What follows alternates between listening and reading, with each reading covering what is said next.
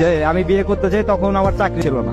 তখন ওর মা বাবা ডিরেক্ট বলে যে না, বিয়ে দিতে পারবো না। তখন ও সবার সামনে একটা কথা বলছিল, আমার এখনো পরিপূর্ণভাবে মনে আছে, আমি ওর সাথে চলে যাবো। তো আমাকে যদি রাস্তায় নিয়ে রাখে তাতেও আমি থাকবো। তোমাদের যদি ভালো লাগে তোমরা আমাকে দিতে পারো, আর যদি না দাও আমি নিজে চলে যাবো, আমাকে আটকাতে পারবা না। তো তখন কথাটা শুই না, মানে এতটা ভালো লাগছিল আমার, আমি আসলে বলে বোঝাতে পারবো না যে এত ভালোবাসতে পারে কেউ।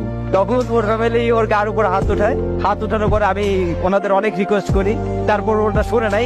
ও তখন আমার হাতটা ধরে সবার সামনে বলতেছে চল। সবাই বলছে না যে তুমি কিছু করতে পারবা না, আমি সবার একদিন দেখাই দেবো যে তুমি কিছু করতে পারবা, তুমিই পারবা, তোমার দ্বারা সবকিছুই সম্ভব, আমি সেটা প্রমাণ করে দিব। আমার কেন জানি ওর পর থেকে নিজের ভিতরে অন্যরকম শক্তি কাজ করতে থাকতো যে না, আমার কিছু একটা করতে হবে, আমার কিছু একটা করে দেখাতে হবে। আমার ফ্যামিলি অবশ্য আমাদের দুজনকে মেনে নিছিল, অনেক ভালোবাসে আমাদের দুজনকেই। তো আমরা ভালোভাবে চলতেছে সবকিছু। আমার ওই যে জেদটা যে আমার বউ